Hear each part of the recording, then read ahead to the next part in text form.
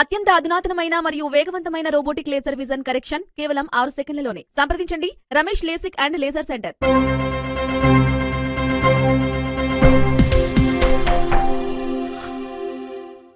నమస్తే, welcome to Vihari news. ఏపీలో ఎన్నికలు దగ్గర పడుతున్న వేళ వైసీపీ క్యాడర్లో కొన్ని కీలక అంశాల్లో ఆందోళనలు నెలకొంటున్నాయి. ముఖ్యంగా విపక్షాల పొత్తులు, వైఎస్ షర్మిల ఎంట్రీతో తిరిగి అధికారంలోకి వస్తామా లేదా అన్న అనుమానాలు మొదలయ్యాయి. వీటిని మొగ్గలోనే తుంచేందుకు సీఎం జగన్ సిద్ధమయ్యారు. విశాఖలోని భీమిలి వేదికగా ఎల్లుండి నిర్వహించే సిద్ధం సభ ద్వారా అన్ని అంశాలపై క్లారిటీ ఇవ్వాలని జగన్ నిర్ణయించారు.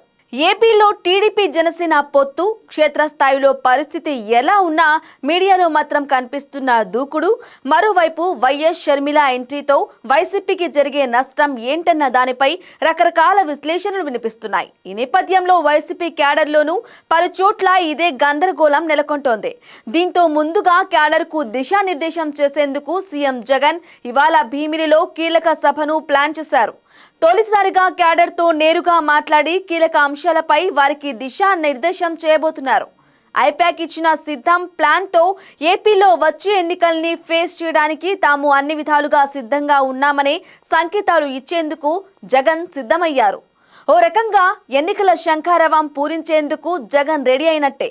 ఇవాల్టి నుంచి వరుసగా జిల్లాల్లో సభలు నిర్వహించి ముందుగా క్యాడర్కు క్లారిటీ ఇచ్చేందుకు జగన్ ప్లాన్ చేశారు. ఇందుకు సిద్ధం అనే టైటిల్తో ముందుకెళ్లాలని నిర్ణయించారు. భీమిలి సభ కోసం ఏర్పాటు చేసిన పోస్టర్లన్నీ ఇప్పుడు ఇదే పేరుతో కనిపిస్తూ ఉన్నాయి.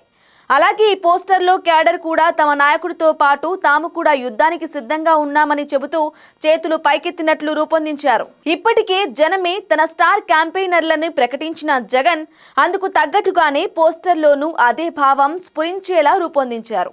రాబోయే 75 రోజులకు ఎన్నికల టోన్ ని సెట్ చేయడానికి ఈ పోస్టర్లు సిద్ధం చేశారు.